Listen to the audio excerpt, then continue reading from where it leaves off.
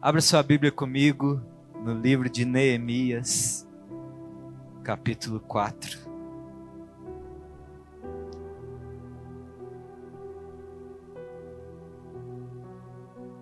Neemias, capítulo 4.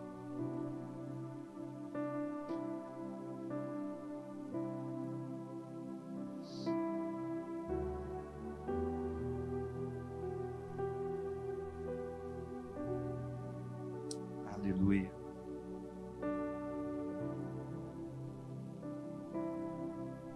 Amém?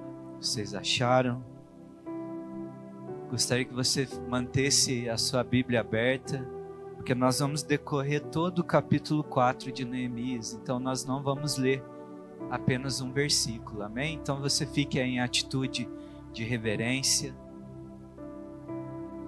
Vamos orar. Pai, em nome de Jesus, nós te damos graça, porque a tua presença é viva, real, palpável sobre as nossas vidas, sobre esse lugar. E agora, Pai, nós nos aquietamos para ouvir de Ti, aprender do Senhor. Vem hoje, Senhor, alinhando os nossos corações naquilo que precisa, Senhor, ser hoje ajustado, alinhado. Vem hoje, Senhor, e nos posiciona nos lugares certos, Pai. Levanta o Teu povo revestido de autoridade, ousadia, movidos, Senhor, pela convicção de que o Senhor é com eles. É o que eu te peço em nome de Jesus. Amém. Amém. Queridos, essa palavra que nós vamos meditar a respeito, Neemias 4. Neemias foi um homem que estava no exílio, na Babilônia. Ele estava ali exilado, mas o seu coração não havia se separado daquela vontade de Deus de ter um povo para si, ter um lugar onde a sua glória habita. O coração de Neemias estava no zelo do lugar que Deus escolheu para a sua habitação. No capítulo 1, Neemias recebe uma notícia que a cidade de Deus estava em ruínas, que a cidade de Deus estava com as suas portas queimadas, os muros caídos. E esse homem cai de joelhos e ele chora quebrantado, porque ele sabia que aquela cidade gloriosa, cuja a cidade carrega o nome do nosso rei, estava em ruínas.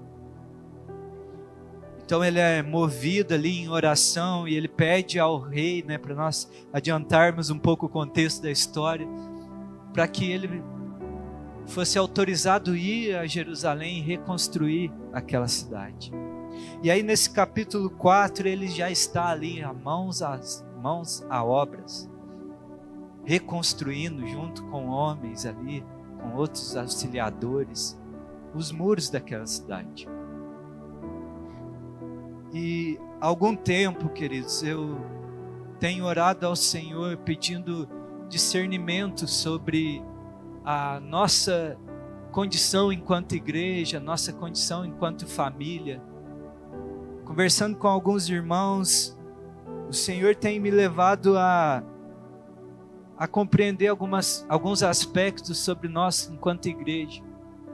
E eu queria que nessa noite você estivesse com o seu coração muito aberto, muito atento, e pedisse mesmo ao Espírito Santo para falar assim: Senhor, me dá esse discernimento, me dá esse entendimento, me faz compreender essa palavra. Não que outras palavras são apenas meras palavras, é a palavra de Deus para nós, mas hoje eu gostaria de contar com a tua especial atenção, porque é uma palavra do Senhor para o tempo que nós estamos vivendo, para aquilo que nós vivemos e o que nós vamos viver.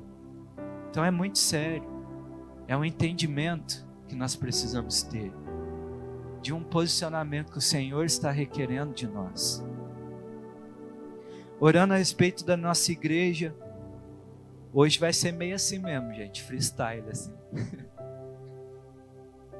Eu confesso para os irmãos que eu fui para o reencontro com Deus, que teve aí há algum tempo atrás na nossa igreja, e eu fui lá pedir uma direção para o Senhor. Eu devo continuar ou não à frente da nossa igreja. E o Senhor não me falou nada disso. Ele me falou outras coisas. Mas saindo de lá, o Senhor me deu alguns entendimentos a respeito da nossa igreja.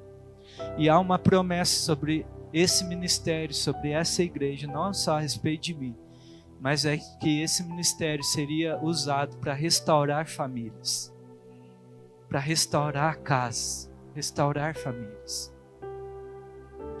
E eu comecei a olhar para a realidade da nossa igreja e eu não entendia isso, porque eu olhava, Deus, que famílias restaurar? Parece que está tudo tão bem.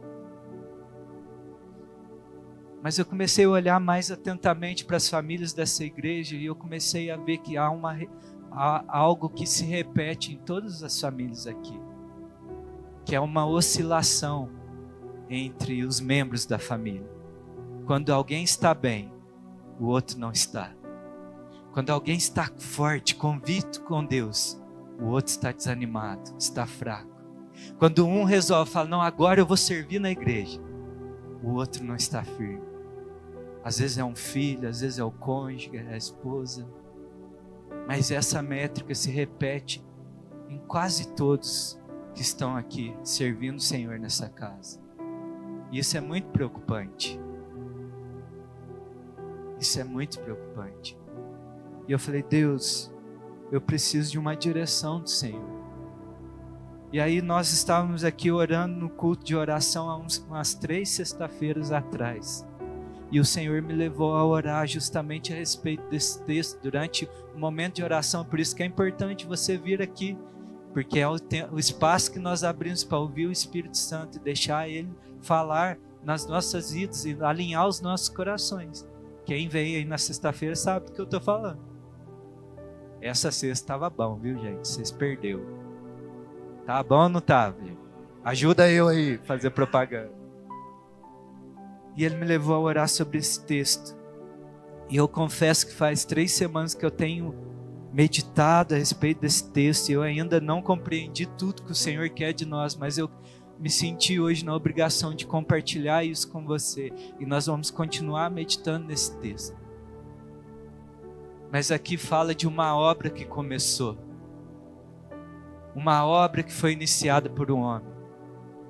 Quando nós estamos com a nossa vida em pecado, a nossa vida longe do Senhor, quando nós estamos afastados do Senhor, a nossa vida está como esses muros de Jerusalém em ruínas, com brechas abertas, nós expostos, vulneráveis aos ataques, a qualquer perigo.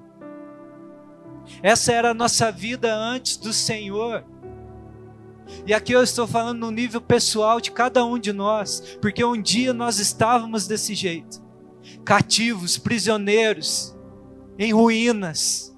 Quando você lê o capítulo 1, vai dizer justamente isso. Nós estávamos envergonhados, nós estávamos abatidos, subjugados.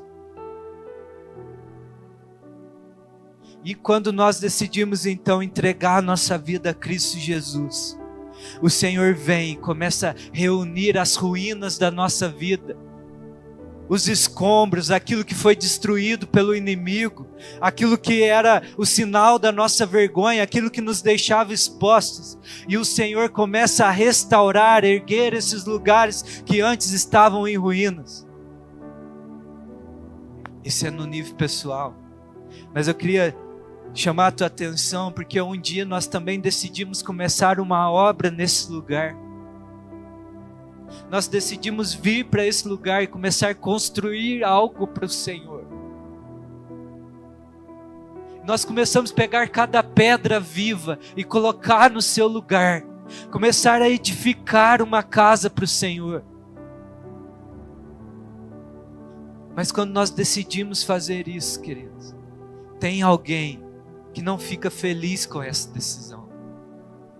Aí no versículo 1 vai dizer assim, que quando Sambalate soube que estávamos reconstruindo o muro, ficou furioso e ridicularizou os judeus, e na presença dos seus compatriotas e dos poderosos de Samaria disse: o que aqueles frágeis judeus estão fazendo? Será que vão restaurar o seu muro? Irão oferecer sacrifícios? Irão terminar a obra num só dia? Será que vão conseguir ressuscitar pedras de construção daqueles montes de entulho e de pedras queimadas? Tobias, o amonita, que estava ao seu lado, completou: pois que construam, basta que uma raposa suba lá, para que esse muro de pedras desabe. O que esse texto está dizendo? Que no dia que nós tomamos a decisão, seja para servir o Senhor, reconstruir a nossa vida nele, seja para edificar uma casa para ele, fazer uma obra para ele, alguém ficou furioso a respeito disso. E a primeira forma que ele nos ataca é nos ridicularizando, nos desprezando, para nos fazer desanimar. São aquelas falas que você ouve muitas vezes quando decide caminhar com o Senhor, e você vai ouvir: por que você está assim, tão fanático? Olha, agora você virou um crentinho, agora você só quer saber de Deus, agora você virou a santa, agora você virou o santo, só quer saber de ir em igreja, só quer saber das coisas de crente. É aquelas falas que muitas vezes recuou nos corredores dizendo: mas é aquele que vai estar na frente daquela igreja? E é aqueles que vão para lá? Nossa, estava tão vazio o culto.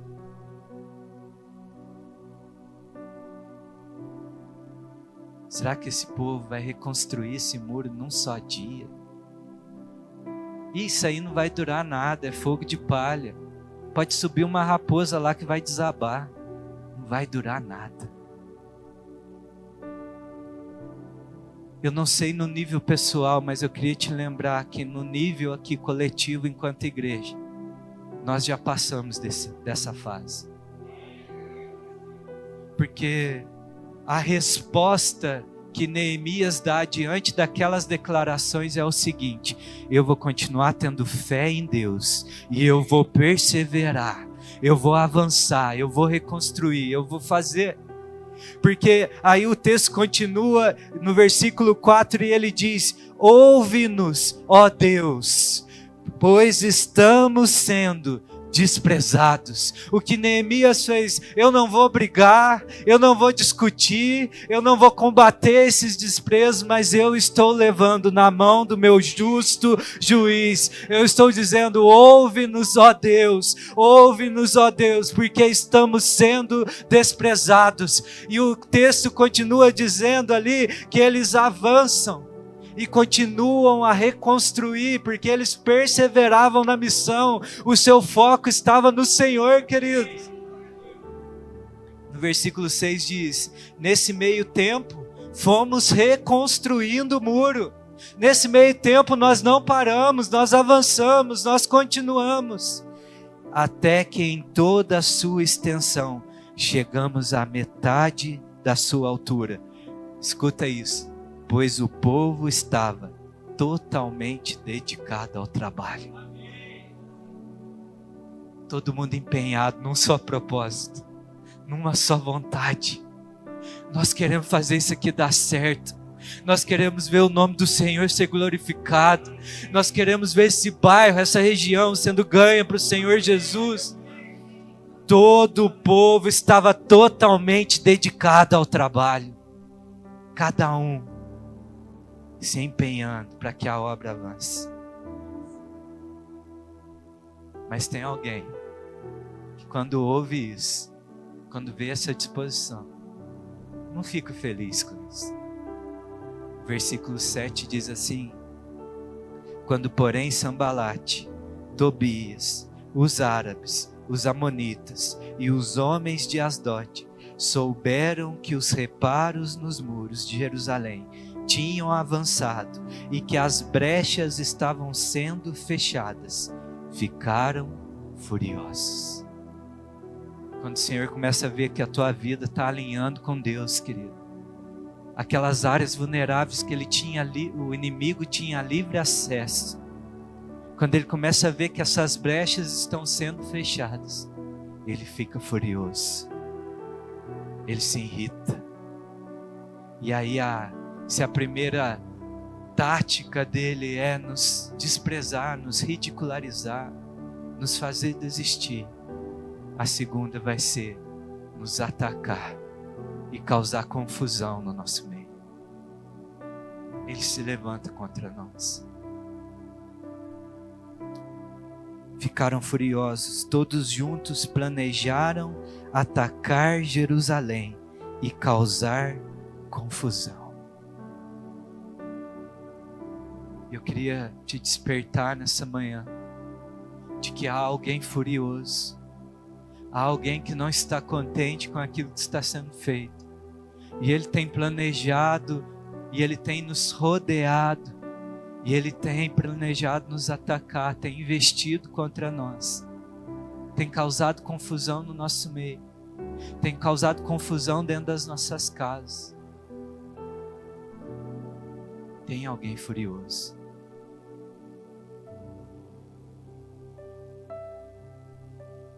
E aí, eu queria te despertar, porque eu creio que esse é o tempo que nós estamos.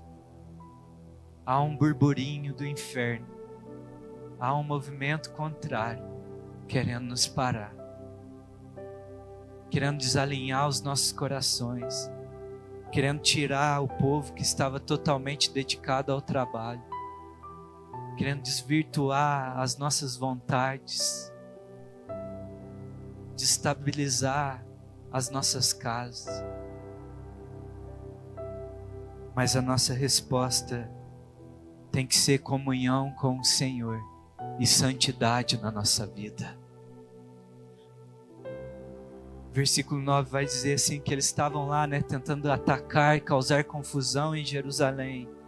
Mas Neemias vai dizer, mas nós oramos ao nosso Deus e colocamos guarda de dia e de noite para proteger-nos deles. Querido, o nosso posicionamento tem que ser, nesse tempo de ataque e confusão, fortalecer a nossa comunhão com o Senhor, o nosso relacionamento com o Senhor, colocar vigias nos lugares certos, nas brechas, nos nossos lugares fracos, vigiar a nossa vida, caminhar em santidade, porque é isso, querido, que vai nos fazer ter segurança diante desses tempos difíceis. E é interessante que, junto com o ataque, com a confusão, e cada um que está mais tempo aqui vai entender o que eu estou dizendo. E eu peço ao Espírito Santo que comece a te dar discernimento para você olhar para dentro da tua casa e entender essas áreas.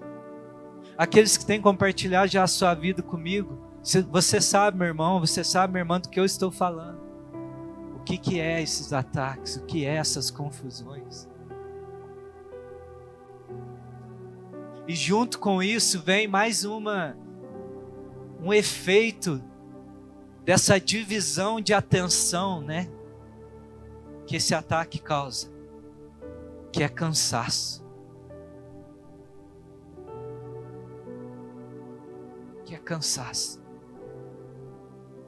Versículo 10, enquanto isso o povo de Judá começou a dizer, os trabalhadores já não têm mais forças, e ainda há muito entulho, por nós mesmos nós não conseguiremos reconstruir o muro.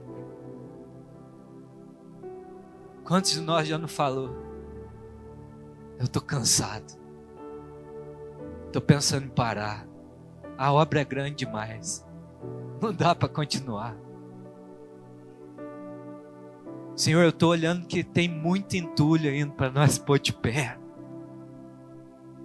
E agora, além da força que eu tenho que fazer para reconstruir, agora eu tenho que fazer uma força para me defender.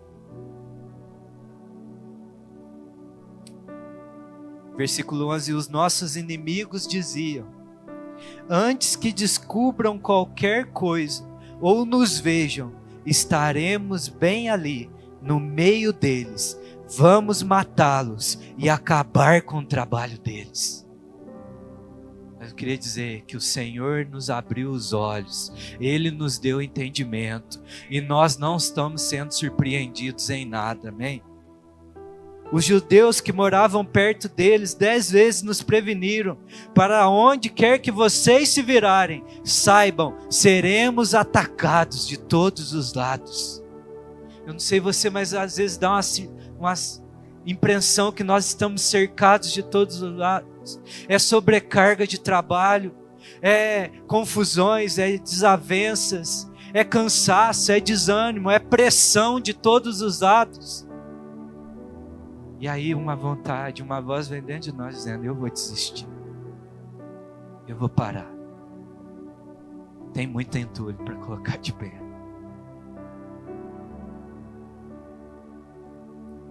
Mas eu queria te dizer que esse pode ser um cenário que nós estamos vivendo hoje.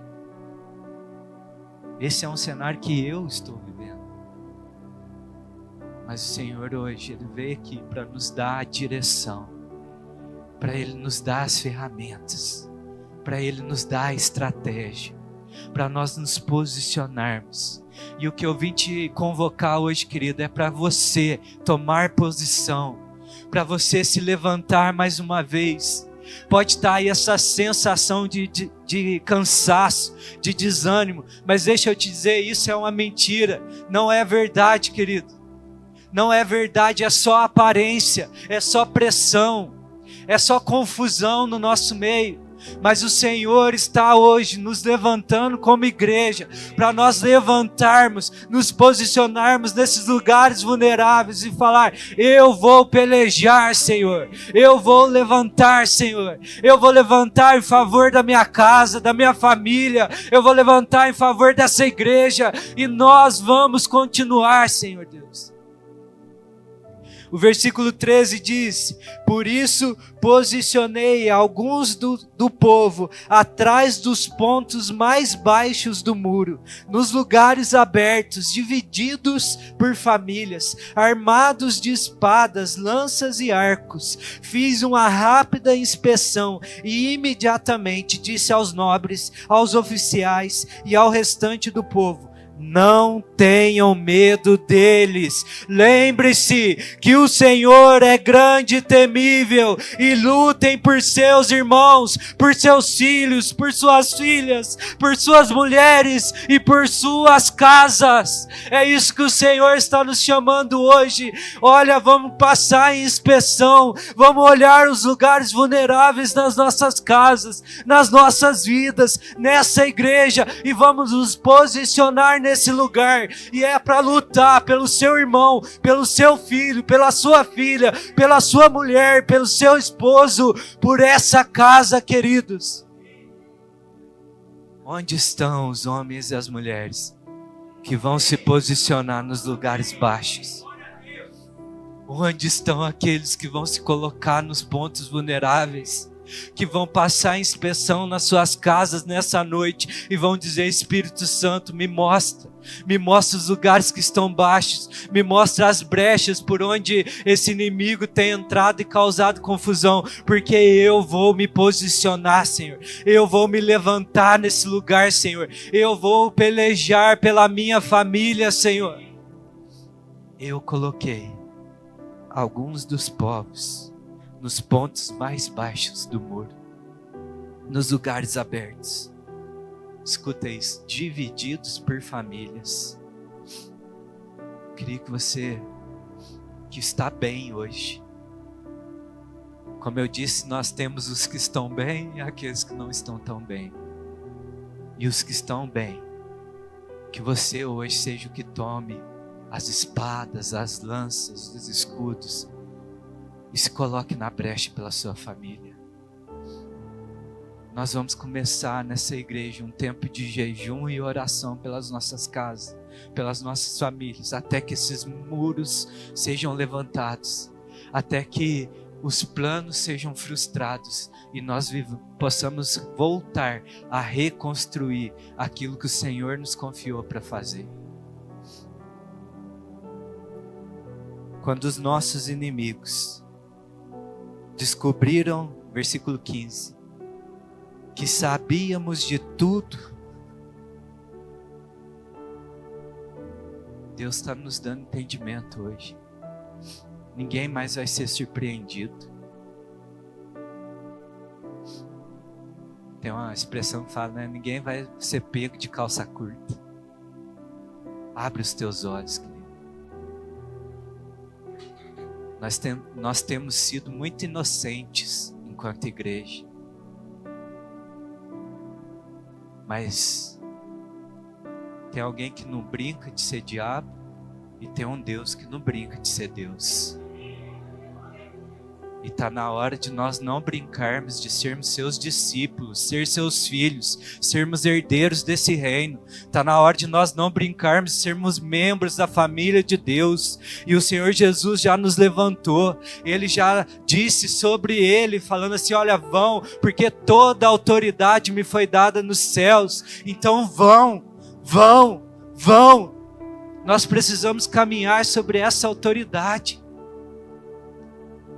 Quando os nossos inimigos descobriram que sabíamos de tudo e que Deus tinha frustrado a sua trama, é o nosso Deus, porque não pesteneja os olhos o guarda de Israel, queridos. O Senhor não desviou os olhos dele sobre a minha vida e a sua vida nem um dia sequer. Ele guarda o seu povo. Ele frustra os planos daquele que está furioso contra nós. Por um caminho ele vem, mas ele tem que retroceder por 7. Está na hora de levantar uma igreja ousada, cheia do poder, da autoridade que vem do nome de Jesus Cristo. Quando eles descobriram que nós sabíamos de tudo e que Deus tinha frustrado a sua trama, todos nós voltamos para o muro e cada um para o seu trabalho. Agora nós começamos a falar de um tempo para frente. Na hora que você decidir se levantar em favor da sua casa, em favor da sua vida mesmo, desta igreja, nós vamos frustrar esses planos do inferno. E nós vamos ser liberados para voltar ao que Deus nos chamou para fazer. Não é parar, mas é concentrar o foco no lugar certo, na necessidade do momento. Agora não é tempo de edificar muro, mas é tempo de guardar as nossas casas. A obra não para, ela só está sendo guardada. Ela só está sendo protegida para que ninguém indevido tenha acesso a ela. Quem está ouvindo?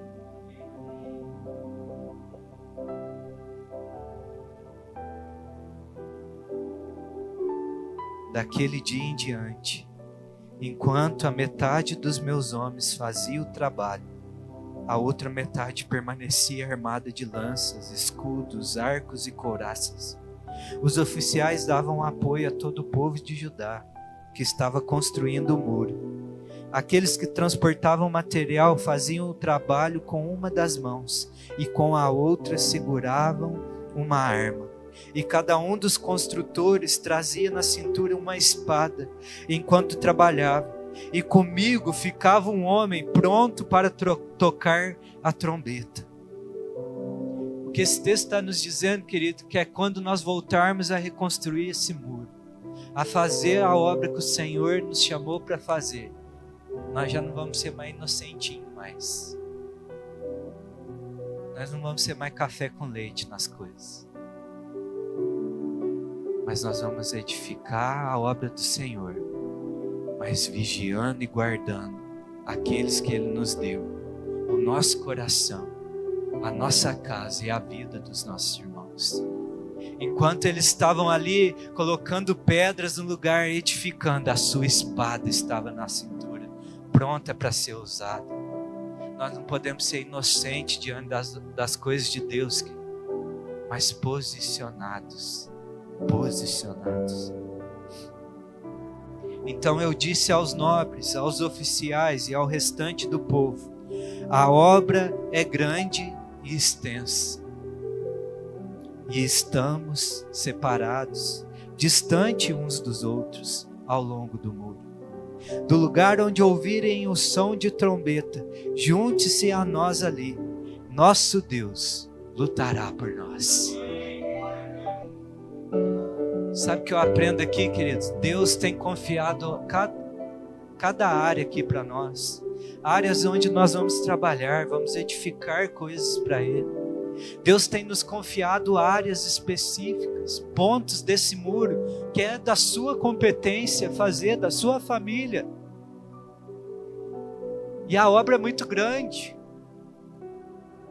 E aí o texto está dizendo assim, olha, e nós estamos muito distantes um dos outros.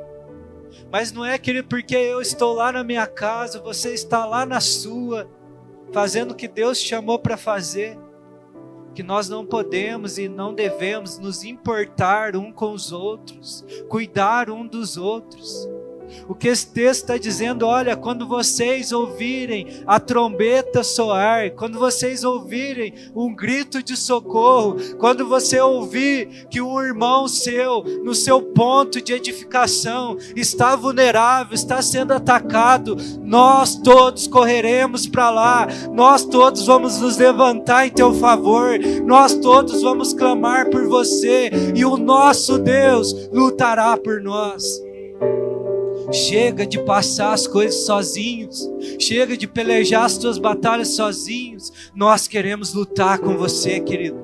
Soa essa trombeta. Grita por socorro. Fala, irmãos, vem e ora comigo. Me ajuda. Me socorre. Clama comigo, querido. Peleja comigo, meu irmão. Quando vocês ouvirem o som da trombeta, juntem-se a nós ali. Hoje é dia da gente olhar com quem que a gente tem que juntar e pelejar junto. Não passa as coisas sozinho. Você não precisa lutar sozinho as suas batalhas. Você tem um exército junto com você. Você tem alguém que luta ao teu lado, que se importa com você. Você tem uma família espiritual. A tua brecha, querido, é a nossa brecha. Enquanto nós não termos a consciência disso, nós vamos continuar sofrendo ataques e tendo confusão no nosso meio. Porque no dia que você disse sim para o Senhor Jesus, você se tornou parte de um ser coletivo chamado Corpo de Cristo. A tua vulnerabilidade é a minha vulnerabilidade. Onde o meu muro está baixo, querido, o teu também vai estar. Então está na hora da gente posicionar e lutar um pelos outros. Dessa maneira prosseguimos o trabalho com metade dos homens empunhando espadas, desde o raiar da alvorada até o cair da tarde, sem cessar. Sem cessar. Naquela ocasião eu também disse ao povo: cada um de vocês e seu ajudante deve ficar à noite em Jerusalém, para que possam servir de guarda à noite e trabalhar durante o dia. E os meus irmãos, os meus homens de confiança e os guardas que estavam comigo, nem tirávamos a roupa, e cada um permanecia com a arma na mão. Essa batalha é uma batalha que deve ser travada constantemente. Chega de baixar a guarda. Chega de relaxar.